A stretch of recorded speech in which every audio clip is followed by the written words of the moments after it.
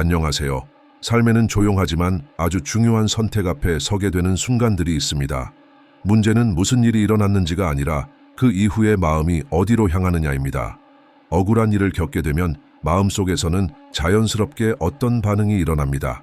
설명하고 싶은 마음, 되갚고 싶은 마음, 스스로 정의를 세우고 싶은 마음입니다. 하지만 우리는 거의 이런 질문을 하지 않습니다.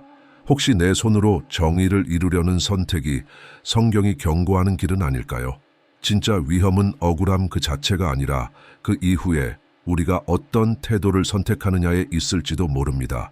다윗은 이것을 분명히 알고 있었습니다. 그는 누구를 신뢰해야 하는지를 명확히 알고 있었습니다. 하나님께서 반드시 정의를 이루신다는 사실을 알고 있었습니다. 그래서 그는 자신의 것이 아닌 자리를 스스로 내려놓았습니다. 정의가 사라지는 것이 아닙니다.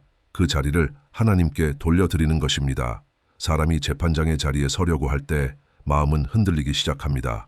그러나 그 자리를 하나님께 맡길 때 마음은 다시 정렬됩니다. 성경은 분명히 말합니다. 사람들은 살아있는 자와 죽은 자를 심판하시는 분 앞에서 반드시 책임을 지게 될 것입니다. 그리스도 예수로 말미암아 하나님께서 사람들의 숨겨진 것들까지 심판하실 날이 있습니다. 아무것도 숨겨지지 않습니다. 아무것도 놓치지 않으십니다. 억울한 일을 겪을 때 이 사실을 기억하십시오. 의로우신 재판장이 계십니다.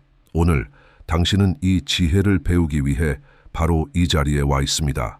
이 말씀은 감정적인 반응에 대한 이야기가 아니라 영적인 분별에 대한 말씀입니다. 이제 말씀으로 들어가겠습니다. 시편 7편 8절부터 13절까지에서 성경은 이렇게 말합니다. 여호와께서는 민족들을 심판하십니다. 여호와여, 나를 심판하소서. 내 의와 내 안에 있는 성실함을 따라 하소서. 악인의 악이 끝나게 하시고 의인을 굳게 세워주십시오. 주께서는 마음과 생각을 살피시는 의로우신 하나님이십니다. 하나님은 나의 방패이시며 마음이 정직한 자를 구원하십니다. 11절에서 성경은 분명하고 흔들림 없는 선언을 합니다. 하나님은 의로우신 재판장이십니다. 날마다 분노하시는 하나님이십니다. 이 말씀은 감정을 자극하기 위한 반복이 아닙니다. 마음에 새기기 위한 진리의 선포입니다. 하나님은 의로우신 재판장이십니다. 그분의 공의는 일시적이지 않습니다. 그것은 계속되고 날마다 드러납니다. 성경은 이어서 말합니다. 사람이 회개하지 아니하면 하나님께서 그의 칼을 가십니다. 그의 활을 이미 당기시고 준비하셨습니다. 죽이는 무기를 예비하시고 불화살을 만드셨습니다. 그리고 성경은 악인의 상태를 깊이 드러냅니다. 그는 죄악으로 인해 고통을 겪고 있습니다. 악을 잉태하고 거짓을 낳았습니다. 깊은 구덩이를 팠으나 자기가 만든 그 구덩이에 빠집니다. 그의 악함은 자기 머리로 돌아오고 그의 폭력은 자기 정수리 위로 내려옵니다. 여기서 멈추어 11절의 이 한 문장을 모든 말씀의 중심으로 붙잡아야 합니다. 하나님은 의로우신 재판장이십니다. 이 진리 위에서 시편 전체가 서 있습니다. 8절에서 시편 기자는 말합니다. 하나님은 민족들을 심판하십니다. 이는 하나님께서 모든 사람의 재판장이심을 뜻합니다. 개인만이 아니라 공동체의 재판장이십니다. 인류만이 아니라 나라들의 재판장이십니다. 그러나 같은 절에서 아주 개인적인 고백이 나옵니다. 나를 심판하소서. 모든 일을 심판하시는 분은 한 사람도 심판하십니다. 민족의 재판장이신 하나님은 개인의 재판장이시기도 합니다. 9절에서 성경은 말합니다. 주께서는 마음과 생각을 살피십니다. 하나님의 심판은 겉으로 드러난 행동에만 머물지 않습니다. 그분은 의도를 보시고 동기를 보시며 사람이 보지 못하는 것을 보십니다. 11절은 다시 이 모든 말씀의 기둥을 세웁니다. 하나님은 의로우신 재판장이십니다. 12절은 그 심판의 방식에 대한 중요한 진리를 말합니다.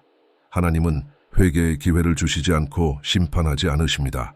칼은 심판의 상징이지만 그 전에 부르심이 있습니다. 자비가 있습니다. 돌이킬 시간이 있습니다.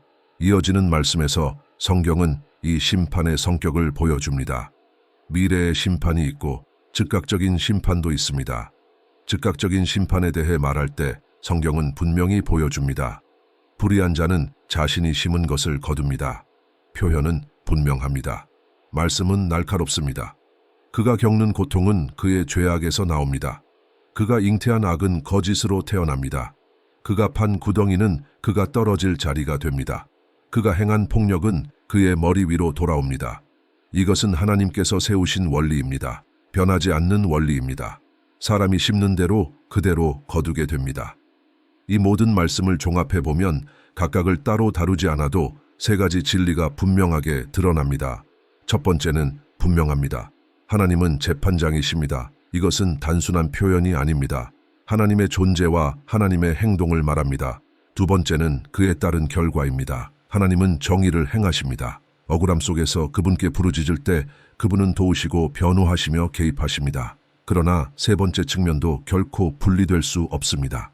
정의를 행하시는 그 하나님은 또한 심판하시는 분이십니다. 그분은 다른 사람의 불의로부터 당신을 보호하시면서 동시에 당신이 행한 불의에 대해서는 눈 감으실 수 없는 분이시기 때문입니다. 이것은 반드시 가져야 할 시각입니다. 이 모든 말씀의 분량은 아무 목적 없이 성경에 기록된 것이 아닙니다. 성경 자체가 이렇게 말합니다. 기록된 모든 것은 우리의 교훈을 위해 기록되었습니다. 하나님이 재판장이시며 정의를 행하시고 또한 심판하신다는 관점을 세운 뒤에 이제 남는 것은 이 진리가 하나님 안에서의 삶, 매일의 걸음에 무엇을 요구하는지를 살펴보는 일입니다. 그래서 말씀으로 돌아가야 합니다. 설명보다 듣는 것이 먼저입니다. 말씀은 스스로 말하기 때문입니다. 모든 본문을 다 다루지 않더라도 한 가지는 분명합니다. 성경은 이 주제에 대해 우리가 생각하는 것보다 훨씬 많이 말하고 있습니다. 먼저 하나님을 재판장으로 강조하는 본문들부터 보겠습니다. 그 시작은 아브라함의 기도입니다. 소돔과 고모라가 멸망하기 전 그는 중보하며 질문합니다. 그 성 안에 의인이 있다면 함께 멸하시겠습니까? 숫자를 바꾸어가며 말하던 중 창세기 18장 25절에서 아브라함은 이렇게 말합니다. 주께서 이같이 하시는 것은 결코 옳지 않습니다. 의인을 악인과 함께 죽이셔서 의인이 악인과 같이 되게 하실 수는 없습니다. 결코 그럴 수 없습니다. 온 땅의 재판장이신 주께서 정의를 행하지 않으시겠습니까? 여기서 중심에 있는 것은 하나님의 본성입니다. 아브라함은 하나님을 온 땅의 재판장으로 부릅니다. 성경은 이 호칭을 의도적으로 기록합니다. 이 질문은 무례함이 아닙니다. 깊은 신앙 고백입니다. 온 땅의 재판장이신 분이 정의를 행하지 않으시겠습니까? 시편 75편 7절에서 성경은 선언합니다. 하나님은 재판장이시라 하나는 낮추시고 하나는 높이십니다. 여기서는 지금 나타나는 심판에 초점이 있습니다. 미래의 심판이 있지만 현재의 보응도 있습니다. 상황 속에서 드러나는 즉각적인 결과입니다. 베드로전서 4장 5절에서 사도는 악인들에 대해 말하며 이렇게 기록합니다. 그들은 살아있는 자와 죽은 자를 심판하실 분께 결산을 하게 될 것입니다. 이 표현은 성경 전반에 반복됩니다. 산자와 죽은 자를 심판하신다는 말은 시간의 두 영역을 말합니다. 지금 살아있는 자와 이미 이 생을 떠난 자입니다. 성경의 강조는 분명합니다. 죽음은 존재의 끝이 아닙니다. 예수님께서 부활을 설명하실 때도 이 진리를 사용하셨습니다. 하나님께서 자신을 계시하실 때 아브라함의 하나님, 이삭의 하나님, 야곱의 하나님이라고 말씀하셨습니다. 그리고 이렇게 선언하셨습니다. 하나님은 죽은 자의 하나님이 아니라 산 자의 하나님이십니다. 하나님 앞에서 이 생을 떠난 자들도 여전히 살아 있습니다. 그러므로 성경이 산 자와 죽은 자의 심판을 말할 때 그것은 지금의 심판과 장차 나타날 심판을 함께 말하는 것입니다. 히브리서 12장 23절은 우리가 모든 사람의 재판장이신 하나님께 나아간다고 말합니다. 예외는 없습니다. 야고보서 4장 12절은 말합니다.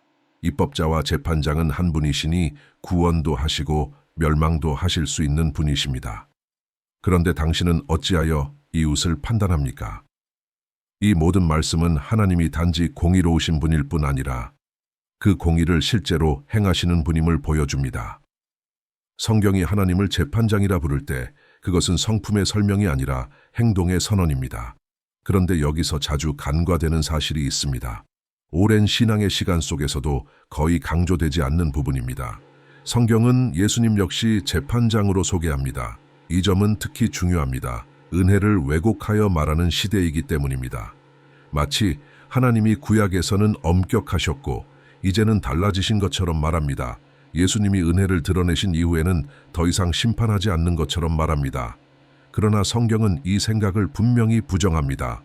은혜의 완전한 계시이신 그리스도께서 재판장으로 선포될 때 은혜가 하나님의 심판을 제거하지 않는다는 것이 분명해집니다. 사도행전 10장 42절에서 베드로는 고넬료의 집에서 설교하며 예수님에 대해 말합니다. 그분께서 우리에게 명하셔서 백성에게 전도하고 증언하게 하셨으니 그분이 바로 하나님께서 세우신 산자와 죽은 자의 재판장이십니다. 같은 표현이 반복됩니다. 사도행전 17장 31절에서 바울은 아테네에서 설교합니다. 그 시대 최고의 철학과 사상이 모인 자리입니다. 중요한 점은 베드로와 바울 모두 믿지 않는 사람들에게 말하고 있다는 것입니다. 하나님의 심판은 복음 선포의 일부였습니다. 오늘날에는 복음을 전할 때도 믿은 이후에도 이 이야기를 거의 듣지 못합니다. 사도행전 17장 31절은 이렇게 말합니다. 하나님께서 정하신 날에 택하신 한 사람으로 말미암아 세상을 공의로 심판하실 것을 작정하셨고 그를 죽은 자 가운데서 살리심으로 모든 사람에게 그 확증을 주셨습니다. 그 사람은 예수님입니다. 예수님께서도 직접 말씀하셨습니다. 요한복음 5장 26절과 27절입니다.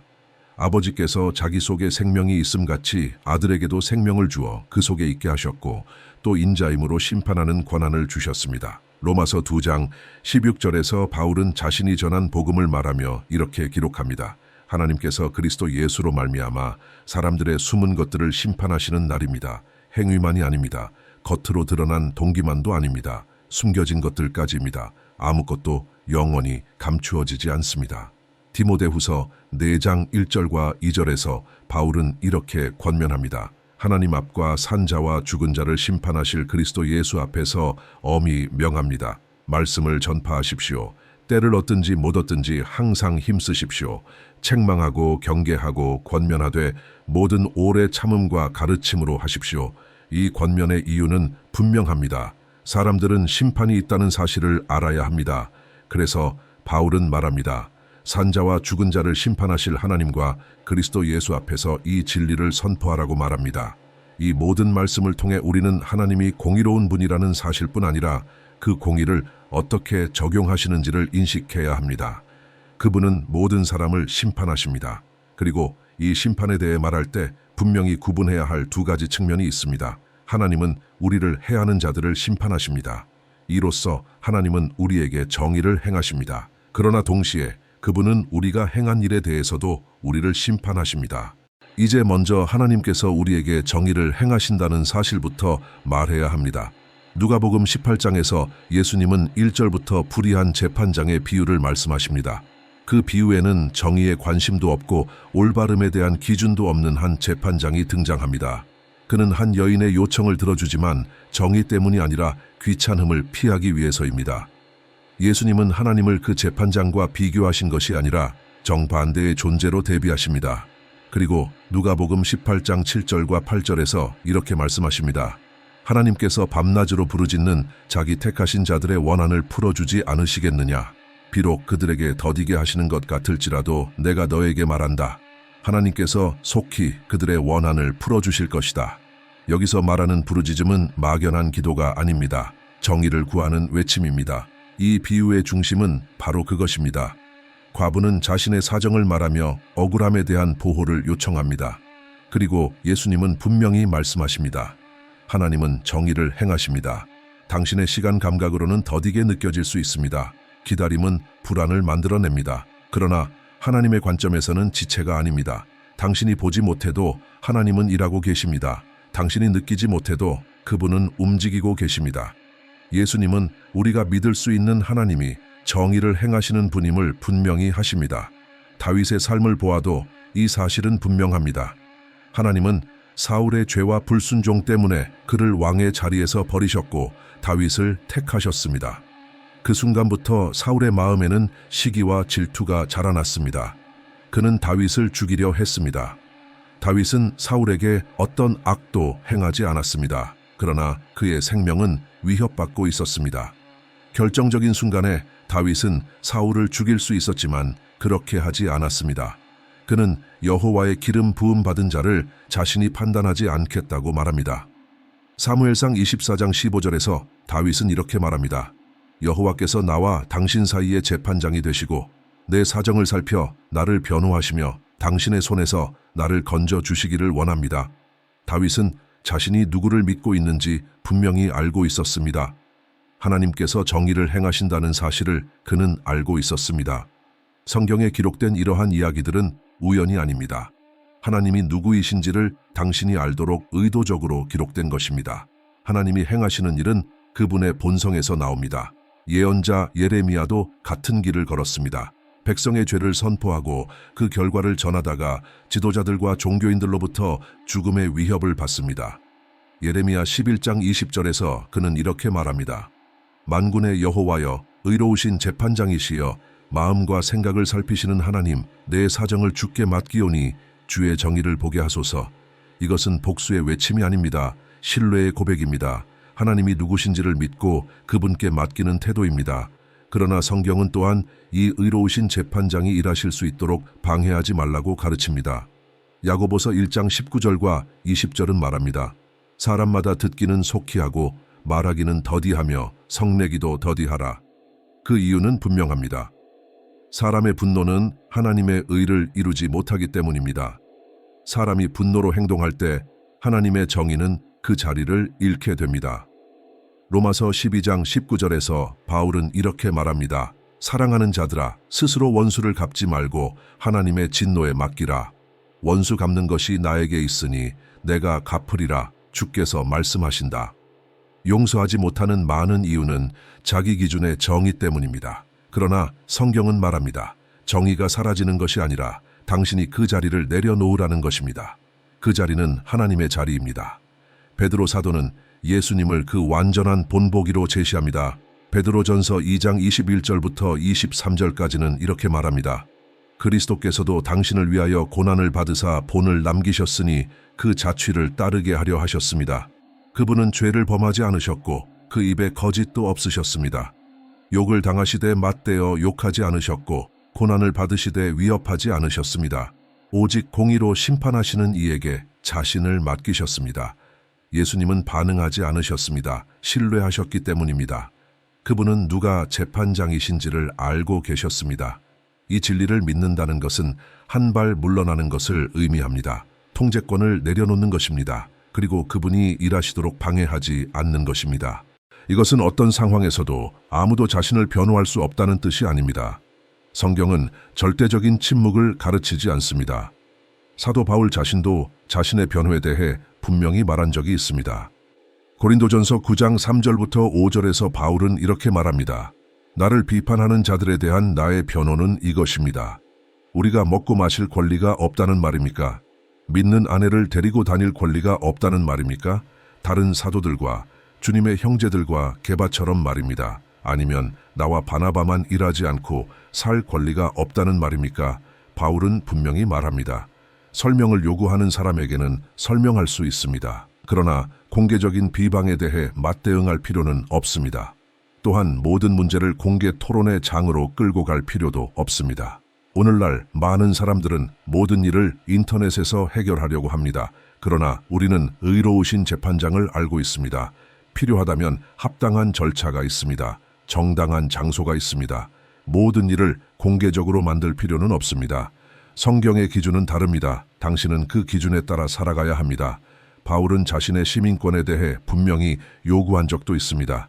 사도행전 16장에서 바울은 빌립보에서 사역하던 중 점치는 영을 쫓아냅니다. 그로 인해 이익을 잃은 사람들이 재판관들을 선동합니다. 바울과 실라는 재판도 없이 공개적으로 매를 맞고 감옥에 갇힙니다. 이후 석방 통보를 받았을 때 바울은 말합니다. 우리를 정식 재판도 없이 공개적으로 매질하고 감옥에 가두었으면서 로마 시민인 줄도 모르고 이제 몰래 내보내려 합니까? 그럴 수 없습니다. 직접 와서 우리를 풀어주어야 합니다. 이것은 교만이 아니라 정의였습니다. 재판관들은 그들이 로마 시민임을 알고 두려워했고 직접 와서 사과한 뒤 그들을 석방했습니다. 때로는 권리를 요구하는 것이 필요합니다. 그것은 당신 개인만의 문제가 아니라 사회 속에 남을 기준이 되기 때문입니다. 그러므로 자신을 설명하거나 올바른 절차를 따르는 것은 믿음과 충돌하지 않습니다. 성경이 경고하는 것은 보복과 불필요한 공개 비방입니다. 동시에 그리스도인의 마음은 하나님께 맡겨진 마음이어야 합니다. 예수님께서 뺨을 맞으면 다른 뺨도 대하고 억지로 한 마일을 가게 하면 두 마일을 가라고 하신 말씀은 무기력함을 가르치신 것이 아닙니다. 신뢰를 가르치신 것입니다. 전체를 보라는 말씀입니다. 그리스도인은 아무 판단도 하지 않는 사람이 아니라 의로우신 재판장을 신뢰하는 사람입니다. 그분은 우리를 변호하시고 정의를 행하십니다. 이 진리는 당신의 마음을 인도해야 합니다. 억울함을 당할 때 기억하십시오. 의로우신 재판장이 계십니다. 그러나 다른 사람을 대할 때에도 기억하십시오. 그 동일한 하나님께서 당신을 심판하십니다. 전도서 12장 13절과 14절은 이렇게 말합니다. 모든 것을 들은 후에 결론은 이것입니다. 하나님을 경외하고 그의 계명을 지키십시오. 이것이 모든 사람의 본분입니다. 왜냐하면 하나님께서 선한 일이든 악한 일이든 숨겨진 모든 일을 심판하실 것이기 때문입니다. 이것은 기독교 신앙의 기초입니다. 히브리서 6장에서 그리스도의 도리의 기초 중에는 영원한 심판이 포함되어 있습니다. 사람에게는 숨길 수 있어도 하나님께는 숨길 수 없습니다. 예수님께서도 말씀하셨습니다. 숨겨진 것은 반드시 드러나게 됩니다. 골로사에서 3장 23절부터 25절까지에서 바울은 이렇게 말합니다. 무슨 일을 하든지 사람에게 하듯 하지 말고 주께 하듯 마음을 다해 하십시오. 이는 주님께서 유업의 상을 주실 줄 알기 때문입니다. 여러분은 그리스도 주님을 섬기고 있습니다. 불의를 행한 자는 그가 행한 불의에 대한 보응을 받을 것입니다. 차별은 없습니다. 아무도 보지 않는 순간에도 하나님은 보고 계십니다. 그리고 그분을 향해 행한 모든 일은 반드시 그분께서 갚으십니다. 바울은 고린도후서 5장 10절에서 이렇게 말합니다. 우리 각 사람은 그리스도의 심판대 앞에 반드시 서게 됩니다. 우리는 이미 예수님을 재판장으로 보았습니다. 이것은 신약 전체에서 아주 강하게 강조되는 진리입니다. 각 사람은 몸으로 행한 것에 따라 그에 합당한 보응을 받게 됩니다. 선한 일도 악한 일도 모두 심판의 대상입니다. 그리고 성경은 분명히 말합니다. 아무도 차별받지 않습니다. 하나님께서 우리를 위해 정의를 행하실 때에도 공평하신 것처럼 우리를 심판하실 때에도 동일하게 공평하십니다. 로마서 14장 10절부터 12절까지 이렇게 기록되어 있습니다. 그런데 왜 당신은 형제를 판단합니까? 왜 형제를 멸시합니까? 우리는 모두 하나님의 심판대 앞에 서게 될 것입니다. 여기서 말하는 모두는 집단적인 의미가 아니라 각 사람을 가리킵니다. 모두는 각 개인의 합입니다. 심판은 개별적으로 이루어집니다. 말씀은 계속합니다. 주께서 말씀하시되 내가 살아있음을 두고 맹세하노니 모든 무릎이 내 앞에 꿇을 것이요 모든 혀가 하나님을 찬양할 것이다. 그러므로 각 사람은 자기 일을 두고 하나님께 회개하게 될 것입니다. 히브리서 4장 13절은 더 분명하게 말합니다. 그 앞에서 감추어진 피조물은 하나도 없습니다. 모든 것이 드러나 있고 밝혀져 있으며 우리가 결산해야 할 분의 눈앞에 있습니다. 성경은 반복해서 말합니다. 모든 것, 아무것도 가려지지 않습니다. 모세가 이쪽과 저쪽을 살펴본 것은 아무도 보고 있지 않다고 생각했기 때문입니다. 그러나 하나님 앞에서는 그렇지 않습니다. 당신은 매일 감시 아래에 있습니다. 성경은 말합니다.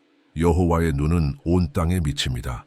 그분의 시선에서 벗어나는 것은 아무것도 없습니다. 나는 아직 어릴 때 한 이야기를 듣고 큰 충격을 받았습니다. 한 사역자가 죄에 빠졌고 지도자들 앞에 불려갔습니다. 그들은 말했습니다. 우리는 알고 있습니다. 여러 번 반복된 일이라는 것도 알고 있습니다. 우리는 당신을 회복시키고 싶습니다. 그러나 고백 없이는 회복이 없습니다. 그는 부인했습니다. 끝까지 부인했습니다. 심지어 이렇게 말했습니다. 설령 내가 했다고 해도 당신들은 증명할 수 없을 것입니다. 그때 한 지도자가 말했습니다. 그것은 착각입니다. 화면이 켜졌고 모든 것이 드러났습니다. 그 일은 나에게 깊은 인상을 남겼습니다. 나는 하나님의 심판대를 생각하게 되었습니다. 성경은 구체적인 장면을 설명하지 않지만 기록이 있다고 말합니다. 책들이 열릴 것이라고 말합니다. 그 시대에는 기록이 손으로 이루어졌습니다. 지금은 다릅니다. 그러나 한 가지는 분명합니다. 결산은 반드시 있습니다. 아무것도 숨겨지지 않습니다. 이 의식은 당신의 삶을 인도해야 합니다. 사람이 볼 때만 조심하는 삶이 아니라 하나님이 모든 것을 보고 계심을 기억하는 삶입니다. 그래서 전도서는 말합니다. 모든 말을 들은 후의 결론은 이것입니다. 하나님을 경외하십시오. 왜냐하면 그분이 모든 일을 심판하시기 때문입니다.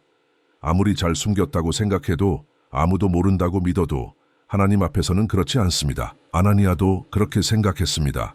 베드로는 그에게 기회를 주었습니다. 그러나 그는 거짓말을 했습니다. 그리고 심판이 임했습니다. 야고보서 5장 9절은 말합니다. 형제들아, 서로 원망하지 마십시오. 그러면 심판을 받지 않을 것입니다. 보십시오. 재판장이 문 앞에 서 계십니다. 여기서 말하는 재판장은 그리스도이십니다. 그래서 야고보는 말합니다. 원망하지 마십시오. 당신이 옳다고 느끼는지는 중요하지 않습니다. 의로우신 재판장이 계십니다.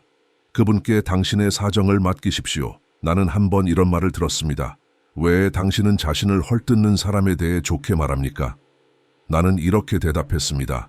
그가 하는 행동은 그가 누구인지를 보여줍니다. 내 행동은 내가 누구인지를 드러내야 합니다. 하나님을 가볍게 여길 수는 없습니다. 말로도 마음으로도. 어느 날 성령께서 내게 질문하셨습니다. 만약 내가 하나님이라면 내 아들을 이 땅에 보내야 한다면 어떤 사람을 그의 아버지로 선택하겠는가? 나는 종이에 하나씩 적어 내려갔습니다. 그리고 성령께서 말씀하셨습니다. 이제 내가 선택한 사람을 보아라. 마태복음 1장 19절은 이렇게 말합니다. 마리아의 남편 요셉은 의로운 사람이라 그녀를 드러내지 않고 가만히 끊고자 하였습니다. 그는 비방하지 않았습니다. 그가 선택된 이유입니다. 요셉은 왜 그렇게 행동했을까요? 성경은 분명히 말합니다. 그는 의로운 사람이었기 때문입니다. 하나님께서 보여주신 것은 이것이었습니다. 이 사람이 하나님께서 선택하신 기준이었습니다. 어쩌면 하나님께서 가장 귀하게 여기시는 것이 우리가 가장 가볍게 여기는 것일지도 모릅니다. 우리는 말로 대응하고 싶어 합니다. 우리는 상처받았다고 느낄 때 쉽게 독을 뿜어냅니다. 그러나 그 사람은 억울함 속에서도 의로 판단하시는 분께 자신을 맡겼습니다. 그는 의로우신 재판장과 마음의 정렬을 유지했습니다. 이것이 복음입니다. 그리고 이것은 살아내야 할 진리입니다.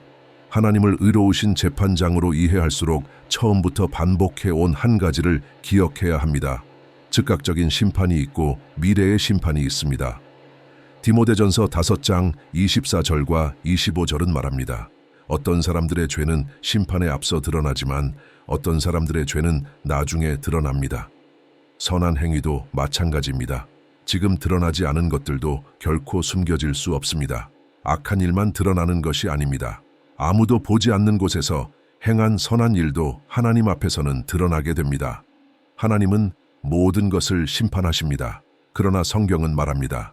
모든 사람이 아니라 어떤 사람들의 죄가 먼저 드러난다고 말합니다. 왜 그런지는 나는 모릅니다. 하나님께서 어떤 것은 지금 드러내시고 어떤 것은 나중에 다루시는 기준이 무엇인지 나는 알지 못합니다. 그러나 한 가지는 분명합니다. 그분의 성품은 완전히 의롭습니다. 지금이든 나중이든 그분은 정의를 행하십니다. 그리고 그것으로 충분합니다. 그러나 이 진리는 당신에게 해를 끼친 사람에게만 해당되는 것이 아닙니다. 당신에게도 해당됩니다. 나에게도 해당됩니다. 우리 모두에게 해당됩니다. 그렇다면 당신은 어떻게 살아야 할까요? 전도서는 모든 것이 심판받을 것이라고 말하기 전에 이렇게 말합니다. 하나님을 경외하십시오. 하나님을 의로우신 재판장으로 이해하는 것은 마음의 경외함을 낳아야 합니다. 주님을 경외하는 마음은 죄와 악에서 우리를 지켜줍니다. 이 인식은 삶의 태도로 나타납니다. 창세기 39장 9절에서 보디발의 아내가 요셉을 유혹할 때 그의 대답은 단순하지 않습니다. 그는 이렇게 말합니다. 내가 어찌 이 큰 악을 행하여 하나님께 죄를 지으리이까? 요셉은 죄를 사람에게만이 아니라 하나님께 짓는 것으로 보았습니다. 그는 하나님을 경외했습니다. 아무도 보지 않는 것 같아도 누군가는 보고 있음을 그는 알고 있었습니다. 그는 하나님을 기쁘시게 하기를 원했고 그분을 가볍게 대하지 않았습니다. 갈라디아서 6장 7절과 8절은 말합니다. 하나님은 만홀히 여김을 받지 않으십니다. 사람이 심는 대로 거두게 됩니다. 이 진리를 알고 사는 사람은 속을 수 없습니다. 죄를 숨기고 잘 끝날 수는 없습니다. 유일한 길은 회개입니다. 하나님은 항상 회개를 먼저 제시하십니다. 처음에 읽은 말씀을 기억하십시오. 12절에서 성경은 말합니다. 사람이 회개하지 않으면 하나님께서 칼을 가십니다. 심판 전에 기회가 있습니다. 회개는 방향을 바꾸는 것입니다. 하나님은 말씀하십니다. 나는 준비되어 있지만 아직 기다리고 있다. 이 말씀은 믿는 자에게도 믿지 않는 자에게도 해당됩니다. 아직 예수님을 믿지 않는 사람에게 성경은 이렇게 말합니다. 자비는 심판을 이깁니다. 심판 전에 항상 자비가 먼저입니다. 사도행전 17장 30절과 31절에서 바울은 말합니다. 하나님께서 알지 못하던 시대를 지나치셨으나 이제는 모든 사람에게 회개하라고 명하십니다. 이는 그가 정하신 날에 택하신 한 사람으로 말미암아 세상을 공의로 심판하실 것이기 때문입니다. 하나님은 빛을 주시며 돌아오게 하십니다. 이 원리는 믿지 않는 자에게도 믿는 자에게도 동일합니다. 그리고 의도적으로 이 말씀을 반복합니다. 요한계시록 2장에서 두아디라 교회에 하신 말씀에서 주님은 이렇게 말씀하십니다. 내가 회개할 시간을 주었으나 그가 원하지 않았다. 그리고 심판이 따릅니다. 하나님은 오래 참으십니다. 그러나 오래 참으심은 면책이 아닙니다. 자비를 거부하면 심판은 반드시 옵니다. 이것을 이해하면 삶의 태도를 다시 생각하지 않을 수 없습니다. 겉모습의 신앙은 하나님 앞에서 아무 소용이 없습니다. 마지막에 서게 될 자리는 하나님 앞이기 때문입니다. 하나님을 의로우신 재판장으로 아는 것은 당신의 삶의 방향을 바꿉니다. 그것은 다른 사람에게 불의를 행하지 않게 하고 하나님을 두려워하게 합니다. 그리고 억울함을 당할 때 당신은 기억하게 됩니다.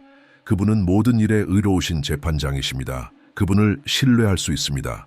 이 말씀을 예수님의 이름으로 받으십시오. 이제 당신을 기도의 자리로 초대하고 싶습니다. 지금 이 순간 당신이 있는 그 자리에서 당신의 마음이 있는 그대로 단순히 듣는 시간이 아니라 하나님 앞에서 결단하는 시간이 되기를 바랍니다. 주님, 지금 이 사람을 찾아와 주십시오. 주님은 마음을 살피시고 생각과 동기를 아시는 분이십니다.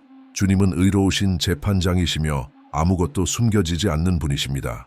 시편 7편에 기록된 것처럼 주님은 공의로 심판하시고 마음이 정직한 자를 지키시는 하나님이십니다. 만약 이 마음 안에 지침이 있다면, 무거운 짐이 있다면, 죄책감이나 억울함이 있다면 지금 주님의 임재로 빛과 평안을 부어주십시오. 주님, 아직 예수님을 구주로 받아들이지 못했다면 지금 이 순간 마음이 열리게 하십시오. 예수님이 유일한 구원자이시며 십자가에서 죄와 정죄를 대신 지신 분임을 깨닫게 하십시오. 이미 주님을 믿고 있는 사람이라면 지금 이 시간 믿음을 새롭게 하게 하십시오.